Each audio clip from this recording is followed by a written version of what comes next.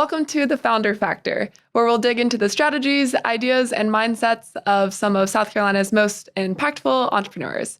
So today with us on the show, we have Michael Mino, who is involved in all sorts of entrepreneurial endeavors in Greenville and the state more broadly. He's started and restarted about a half dozen companies. He's involved with Next. He's a teacher at Clemson's MBA program, but he can probably introduce himself better than I can. So we'll go straight to the conversation. Well, thank you for that intro. Impactful sounds like a pretty big... we have identified you as impactful. You have met the criteria. Well, let's see if I can't live up to that expectation. Yeah, high standard. You better prove your worth on this podcast. No, you've really raised the standard here. This is going to be tough. So what was the question again? Yeah, let's just, I know you've done, you've done so much, it's hard to even just encapsulate it in just a brief blurb. So why don't you just run us through your experience in entrepreneurship so that people that don't know you who are listening to this might get a sense of who you are and what you're about. So who I am, that's a scary thought. Yeah. So I suppose if I go way back to the beginning, I, from an early age, did the paperboy route. And for those of you out there who, probably not the young group, but the older group might relate to that. That's a great entrepreneurial experience. And then I ran a little television. This is going back. I'm really dating myself at this point, when they had tubes and radios and television. So I did a little repair suite while I was in high school, which was pretty cool. And so I think that was the beginning of that entrepreneurial itch, or some of us call it the entrepreneurial disease. I've never heard that. That's you great. haven't heard that? Yeah. No, we call it sometimes that because you can't get out of it. For instance, I'm sitting here in your studio, I'm looking around saying, how does this business work? Oh my gosh. What is the business plan, right? And so that's the disease. Disease right? is a great word for it. That's hilarious. You just can't put it out of your mind, right? And so then I was told by my advisors and mentors that you had to get a good background. So I went into corporate America, worked at Kodak for a number of years when it was Kodak. Unfortunately, that's not the case. And been involved in a number of other similar type businesses in the industrial automation until I kind of burst out into my first startup and have been at it ever since. So between startups and restarts, it's been a fun ride. So what's a restart? So what's a restart? Great question. So we all here know about startups and so forth. A restart is a startup who got astray and through some good fortune, kind of got back on the path again and so forth. And so it oftentimes, if I get technical about it for a moment, it generally requires a new group of investors. Oftentimes the management team is the same, but not always. So think of it as getting a second chance. Interesting. So tell me about one of those experiences. So probably the most recent one, Property Boss, is the best example of that. The company was founded back in the late 90s by a gentleman by the name of James Clanton, who was a software engineer, and got a really good run. And then when they were trying to raise some money in around the 2001, just prior to the dot-com bust, they had, I think, some second stage money lined up. And of course, at that point, all capital got cut off. Yeah. And so they had to close their doors, and the company kind of went into sleep. And that's where I got involved. And we were able to raise some money and basically get the company back on its feet again. And we had a good run. And then more recently, we're able to sell it to a private equity group. Wow. So you're in some sense steering someone else's ship? Is that I guess, I'd like to say that, at least in the case of Property Boss, between James and I, that we steered the ship forward. Okay. His focus was more on the technical side. And another thing we were talking about just prior to getting started here is this whole concept of partnership and partnering, right? And I'm a huge supporter and believer in partnering. But I think partnering isn't for everyone. In the case of James and I, it worked out great. He was kind of like the inside guy, the software guy, the technical guy, and I was like the outside guy, the fundraising, sales and marketing stuff and so forth. And that's a really great combination. So if you're out there thinking of being a founder and you feel torn to one direction or another, I'd encourage you at least to consider finding someone else who might take on those other roles and so forth. But if I might go on, because this is a kind of a pet concept of mine, is partnering isn't for everyone. And what I have found is it's a personal thing. And I think that some people are meant to be partners and some people are not. Who are those people that are meant to be partners? Well, I think those that kind of have a more open mind, and that's not to say that people who are not, I call them partner material, right? Yeah. Not to say they got closed minds, but I think part of it's about control. Right. Some of it's about experiences that you've had. For instance, I've had some, in fact, one really bad partner experience, and you'd think, wow. And that's what oftentimes happens. You have a bad partner experience, and it's like never again. Never again. That's right. I'm not going to do that. And I had a really bad partner experience, but yet, if anything, that actually emboldened me to want to partner more. Because I kind of learned from that. And in any kind of situations, usually it's never one-sided. It's some things I could have done better, some things that he could have done better. But I just believe, and there's a lot of statistics, by the way, to support that, that companies that have teams are more successful than those who are led by a single individual. Right. But if you look into your inner soul and you're not that kind of sharing person, and I don't mean that at all in a negative way, then don't partner. Let's stay on this topic for a while. I think one, it will be interesting to our audience, hopefully, but also selfishly, with my business, I am currently the only person, and I've thought time and time again, when is the right time, if ever, to bring on a partner? So, do you have any advice in terms of, when is the right time? Say you started a business by yourself, not like co-founding it with someone. Right. When is what are the markers that it might be time to start looking into bringing on a partner, and how might you even go about that process? Great question. It's like your child, you don't want to give it away, or it's hard to So I think control. Part of it is how you're wired, right? Yeah. And if you're a very strong control person, then you're probably, so if I was to take this kind of little scale, right, partner, no partner type of thing, I think if you're a very strong control-oriented type A personality, you're probably kind of going towards the non-partner sort of side. Another question, or maybe not a question, but a statement I hear when we have this dialogue is the person, if I found the right person. Oh, exactly. Right? Yeah, then I know. Then I know, right? And that's usually another sign from my experience that you're probably no partner sign. Because, for instance, in my case, my personal perspective is I'll find the right person. Right. You see the difference? That's really funny. I feel known. That is, for any of my friends that might be listening to this, they'll be laughing. Are they? Okay. It's spot on. So you've had some conversations along these lines? Yeah, I had some conversations along these lines. Exactly. And I don't, and sometimes when I have this conversation, people think, there's a right and a wrong, and there isn't. There's a right and a wrong for you. Right. Yeah, right? That's a great point. And so, and you kind of feel it, maybe we can talk later about it if you'd like. Yeah. But I think those are two kind of leading questions that I oftentimes ask to try to get people thinking about that.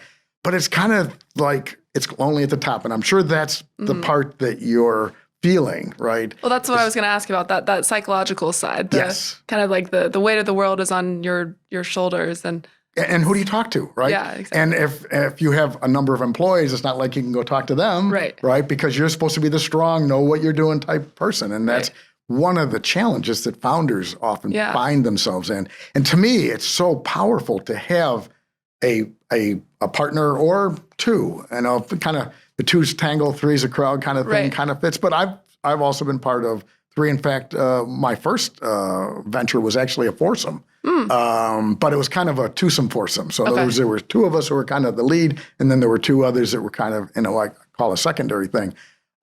So to me, one, the fact that I don't have to know everything and I don't have to do everything, and I can have those conversations with someone else is very empowering. Right. But it also means you have to give up some control. And like I alluded to earlier, I had a really bad, our first probably 5 or 6 years were wonderful, and then that's a whole other story for another maybe episode. Yeah, for part two. Part two. There you but go. To your point about giving up that control, I think that's an important lesson for founders in general, because you have to give up control in order to grow, or at least that's my personal opinion. Yes. Do you see it that way? Like growing is that's part of it, and I think another analogy I'd bring in is it's kind of like finding a spouse. If interesting, right? Yeah. And I think a lot of the same sort of principles apply. For instance, values, very important. So if you're considering a partner, I would have some dialogue with them and say, hey, what's important to you? what do you, for instance, if let's say you and I were considering partnering for your business, we talk about things like, what do you want out of it? Is this a lifestyle type business that you want to, feed the bills? Or do you have this grand idea that you want to franchise this or something like that, right? Is this something that you're looking for an early exit on, or is this something that we kind of keep going at? Those are the things that tear partners apart when that's not clear, right? Yeah. And then there's more fundamentals like, and of course everybody's honest and all that, but there's degrees of that, right? And how do we feel about that? And so I encourage people to have those kind of dialogues, not unlike, for instance, how you might consider a future partner, right? Because same sort of principles apply, and go through that. So it's if you think about it, you probably spend more time with your partner, your business partner, than you do with your marriage partner. That's everyone that I know that, has some sort of partnership with their business. They say the same thing. Yeah, yes, exactly. It's definitely, and the stakes are still pretty high there too. The stakes are high on both ends. That's right. Yeah. Absolutely. One's kind of got a more emotional component to it, and the other's got more of a financial, but both of those intersect for sure. Absolutely. So another thing I know we briefly touched on before that episode is that, the idea of if you're a first-time founder, like where do you even start? And of course, we're talking about Greenville specifically, South Carolina specifically. Sure. Like what are if you're the type of person that has an idea and maybe has just no business chops or limited or just doesn't have that built in, like for you, you started so many businesses. I'm sure if you wanted to do another one, you would know pretty much what to do, where to go. But for someone that's new to it and you have an idea, where do you start? Where do you go? It's a great question. And to me, there's probably no better time now than there was. For instance, when I started my first business after leaving Kodak, there was a lot of people as we had announced that we were leaving, like, what's the matter with you, right? And this is going back to another era in, I think, company history where, for instance, at Kodak, it was very common to have the 25-year watch and things like that. And here we were after 10, 15 years leaving this, what was considered a very secure. So people looked at us very strangely, right? And so forth. Whereas that's not true today, I think. In fact, if anything, people are celebrated, right? You almost can imagine in a larger company when someone announces they're going up on their own, they're clapping and cheering them on, right? But back to the resource side of it, there are just an incredible number of resources here, specifically in the upstate area. And I would say if you kind of have those inklings, there's programs, for instance, at the really early stage, there's a program we have called What's Brewing Greenville. And it's an opportunity for someone who's maybe just kicking an idea around to get up in front of a group of business-minded people. We give you 6 minutes to kind of tell what your idea is, and we like to say, what keeps you up at night about it, right? So it could be, I'm scared to leave my business. What do I do, right? And then, so that's 6 minutes. And then the format is, there's like 20, 25 minutes where the group engages you in kind of a Socratic sort of interaction. Call it group therapy, whatever, right? That's great. Okay. But kind of asks you questions and so forth that hopefully lead to, you getting a better perspective. And it's not associated with raising money or anything. It's correct. It's just a group feedback session. It's a group feedback. So it's unlike there's pitch competitions that are out there that are more towards raising money. And they're like, no, this is more of a help me. And we entertain people throughout the whole spectrum. So people who might just have an idea, who are maybe tipping their toe in the water, want to get some feedback, should I, shouldn't I, that type of thing, all the way to people who have been in business maybe for 5 or 10 years and are facing the question like, should I expand or not? My business is doing great. Do I want to upset the apple cart? Or restart. Or restarts. There you go. Absolutely. And kind of in between, we were talking about this kind of technical sort of thing. A thing that comes up often is people have like an app idea, right? And so forth, but they have no technical knowledge. So they might explain their idea and kick it out there. And then the audience will hopefully give them some suggestions on, have you heard of so-and-so? Or maybe there's a couple of firms in town, for instance, that are very oriented towards helping out with that sort of thing. So, it's a great forum, I think, on the front end if you want to try an idea out. But after that, there's a lot of, we might call them incubator type things. There's Greenville Starts. There's Greer has something called the Boot Camp, actually. It's starting up tomorrow. Wow. I happen to be involved as a coach with them, so I'm kind of looking forward to that. There's been a number of programs. I think Mill Village has a program that works like this. The Chamber had something called the MBA program, which helps people. And there's been like Iron Yard. There's Startup Weekends, Founders Institute. I mean, I could go on with the number of different programs that have been run here in the upstate area to help. And I know some people who've gone through 2 or 3 of them. So, they can try it out and maybe perfect's too strong a term, but to develop their idea further and see if it's for them. Well, yeah, and it's great that there are resources across that continuum. There's someone that first starts their business to someone that's maybe at a different place in their business, more mature a few years later. That's good to know. Yeah. No, I mean, I think it's a great time if you've got that inkling to go for it, right? Yeah. Or what we call ultimately burn the boats, right? Yes. That's where you're pretty convinced you've done your homework and now it's time to kind of commit. Yeah, exactly. Now, this is a bit of a variation on the last question, but I know a ton of people that have this desire to be a founder and know they're cut out for some sort of entrepreneurship. They have that like internal fire in them, but don't have an idea. And that's their blocker. Like, I want to be a founder. I don't have an idea. I'm waiting on the right idea. Or, some people are just, some people are more stressfully waiting for that idea than others. What advice would you give to those people? Do you go out to look for an idea, or do you just kind of wait for it to come to you miraculously one day? Well, hopefully that happens, but it seldom does, right? What I found, and the advice I give here, in fact, this comes up often in the course that I teach in the MBA program. And we actually, I kind of have taken the course pointed towards those sort of things. But it's not uncommon. First of all, I think people need to recognize it's a long journey. This is not I'm going to come up with this idea this week or even this month. Mm-hmm. I've known people who have spent months and years actually pursuing this and do so in a very thoughtful sort of way. And so there's some tools that you can use. One of them is what I call the opportunity filter. And so what you do is you just kind of kick around ideas, and the filter kind of helps you fairly quickly assess whether or not it's worth putting more energy. Is this a tool, an actual tool, or is this a thought process? It's a tool/thought process. I actually made it into a tool. It's like a little online thing. What you do is you take these different things, you can kind of move a slider back and forth, and that gives you a little score at the end and that sort of thing, right? But what it's trying to do is tease out what are the really strong aspects of whatever idea you're considering, and others that maybe aren't. I'll give you an example of an idea that we're kicking around here with a couple of us older, maybe there's one more left in us types, right? And so this has to do with, we're observing kind of particularly with the pandemic, a lot more people getting into RVs and so forth. Mm-hmm. And this was triggered by a good friend of mine who's an RV owner. He says, I can't find a place to store my RV. And so we're saying, all right, maybe there's an opportunity. There's a problem. There's a problem, right? And that's the key right there. You hit it on the head. And that's how the entrepreneurial disease works. We're always processing problems and trying to figure out solutions that lead to income-producing revenue streams, right?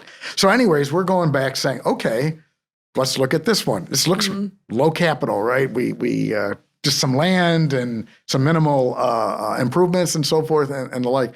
So I think there's 3 of us who are kind of divided up that task where we're going to investigate various aspects of that, and then we'll get together and try it out. Now, we'll probably go through this process dozens of times, and that's the part I think people get impatient about. They think the first idea, and they're discouraged because it doesn't meet the test, right? Right. And I say, you got to be in it for the long haul. You got to keep churning ideas, and you also got to be just as quick at kicking them out as generating them, right? Yep. Don't fall in love with your idea when it's clear that it's not. And what I'm hearing you saying too is establishing some criteria for that too, instead of assessing an idea just by the idea, because I think you can get hooked on an idea when it might not actually be a good one just because you have some emotional connection to it. So, something that it sounds like you think is important is like establish, what exactly you want this to be. This is going back to a little bit of our discussion earlier, but when looking at the different revenue streams with a particular solution, is it more the lifestyle business type situation, or is it,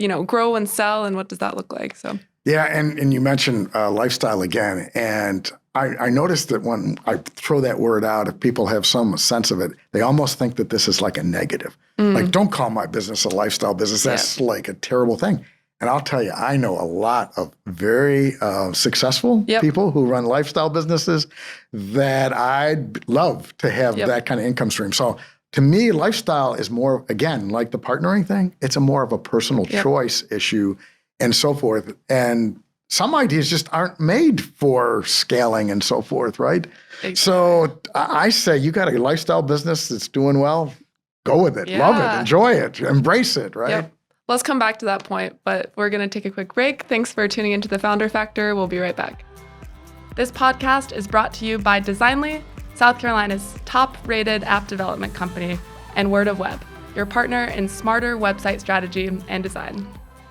All right, welcome back to the Founder Factor. We're here with Michael Mino. All right, let's jump back into the discussion about the lifestyle business thing we were talking about before the break. So what does a lifestyle business mean to you? Well, so let's go back, just in case people are not familiar with that term, right? Lifestyle, from my perspective, means just what the word says, is that you're running your business to support your lifestyle or to support your family, right? Put food on the table. And so that's what the driving element is. And we were talking a little bit earlier about, whether you're a freelancer or not, or a web developer, that kind of theme, right? And that kind of falls into that whole lifestyle question. And oftentimes when I talk to people about this, as soon as I put that word out, there's this kind of, oh, you mean my business isn't worthy? And that's not the case at all. I know some very successful, what I would consider lifestyle businesses that I wish I could own. Because they're just printing money. And what's wrong with that, right? So I think it's more how you look at it. And for instance, you can have a lifestyle business. That doesn't mean you still don't want to grow it, but it's a different kind of growth. Yeah, right. But what would you say is the thought process that someone should go through in starting a business? If they're trying to, they have this idea, they're trying to execute on it. Like, what are the questions they should be asking themselves in order to figure out, like, is this more of a lifestyle business type thing? Is this more of a, scale and sell type of business? Like, what even are the prompts that someone should ask themselves? So the first thing I would do, particularly in the early days, I would tell people, don't think about that. Don't worry about it, okay? Because it, to some extent, will come naturally as you develop the business. Think of it like raising a child, okay? Let's just get them stable, okay? Let's get them fed. Let's get them kind of on a path that to success. And then we can kind of worry about, what college are they going to go to and all that. I put the that lifestyle question, or whether what rate do you want to grow at? And they're kind of variations of that same theme. But early on, I don't think that's the right question to be asking. It's more of, is this business right for me? Right. In other words, does it fit my passions? Does it fit my skill sets? And then back to that earlier question we were kicking around, and that partner or not to partner, that is the question, is does it fit our, if there's more than one person involved, does it fit us collectively and so forth? I think those are the more important questions to ask. Yeah, and I guess it depends what chapter of life you're in too. I mean, I think people often overlook the contextual factors, like the personal contextual factors. Right, no question. So if you're earlier in your career, then, that's a different kind of thing. Although, I'll use the example of my son. My son's working for a big booze ale and a big, known company with lots of benefits and probably never be fired and all that sort of thing, right? And he recently took the plunge and went out into the world of cryptocurrency, of all of the startup stuff to go into, right? And so forth. And it's like anyone kind of making that transition, there's a little bit of is this the right thing and so forth. And my advice to him and to anyone who's facing that type of question, particularly at his stage in life that you refer to, is what do you got to lose? Yeah, true. Right? I think particularly if you're in a technical field, it's very easy to re-enter the workplace if this turns out to not be what you thought of. It's a different ballgame, as you kind of allude to, in the more silver period of your life, right? You get out of the mainstream, it's probably a lot harder to re-enter. So you're right. It's a question that changes depending on where you are in your own personal lifestyle. Right. So before we start wrapping up, give us one more nugget of wisdom that you often give entrepreneurs. Wisdom. Well, I'll give you a kind of, I don't know if it's a pet peeve or a concern. And this happens. Well, first of all, actually, I'll answer it in two parts. One is I'm also, any of my students will probably attest to this, I'm a huge advocate of networking. And so I encourage anyone who's thinking of a business is get out there and talk to other business people who have done it or are thinking of doing it, and you will learn a ton. But so back into that kind of networking scene. So I enjoy interacting with people in that venue. I'll oftentimes have people come up to me and start getting very enthusiastic about whatever their business idea is, and then it's almost like switch occurs, and then they stop and they say, "Oh, geez, I better not say any more. We're gonna have to sign an NDA, right?" And so I'll say to them, a non-disclosure agreement, if that term's not known. And so I say, quite frankly to them, what's in it for me to sign an NDA, right? You're coming to me asking for some help, and you want me to sign an NDA, which kind of puts handcuffs on me, right? If you kind of look at it in that sense. And so here's my advice to people like that is that, because I think people are overly concerned with that whole, I've got this great idea and someone's going to steal it sort of thing. From my experience, entrepreneurship is about execution. You had asked earlier about how do you come up with the idea? Yeah, that's tough. But once you do, so many people have lots of ideas, but they don't pull the trigger. They don't execute. So my advice is tell everybody who will listen about your idea, and my belief is you'll have 10 times more feedback that will help you than the chances that they're going to steal your idea and run off with it. In fact, I can't think of a single case of anybody I've worked with who's had their idea stolen. Right. Even though countless people are in mortal fear that someone's going to steal their idea. And worst case scenario, I mean, if you were to steal their idea, they would just have to do it faster. That's right. Exactly. Just do it better, do it faster. Do it better, do it faster. And that's really what business is about when you get down to it is don't worry. If you're looking over your shoulder, you're not looking forward, right? And so that's been one of our mantras. Quote. You're not looking... What was it? If you're not looking, you shouldn't be. I just made that up. You want me to repeat it? It was great, and I'll say it again. All right, roll the tape back. Really. Something about don't look over your shoulder, look forward. If you're looking backwards, you're not looking forward. There we go. Okay, that was much more clean.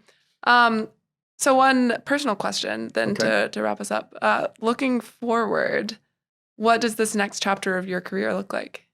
Gosh, I ask that question every day. My wife does too, right? I believe it. So,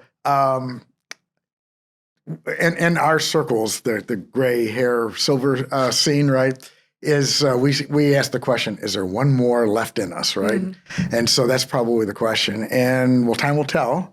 But in the interim, I'm really enjoying kind of working in what there's actually now a term for. It's called ecosystem building. So basically, that's a really cool term to say, how do we make, in this case, upstate area more business friendly? How do we make it easier for founders to found, right? And so it's been a lot of fun working with would-be founders and I guess later stage founders, trying to help them in the same way that countless people have helped me along the way in previous ventures that I've been a part of. So I guess it's kind of part of give back time. So so it's a lot of fun. And whether something pops out of one of those that I dig into deeper, well, maybe that'll be a future podcast. Yeah, maybe the disease will kick back in. There you go. But this is a good manifestation of it now. Exactly right. Well, thanks for the great discussion. I appreciate you being on the show. Okay, well, I'm glad to be here, and I hope that we were able to help some people out there. Yeah, absolutely. Well, this has been The Founder Factor. Thanks for tuning in. You can follow us on Apple or Spotify, wherever you get your content. All right, hope to see you next time. Bye.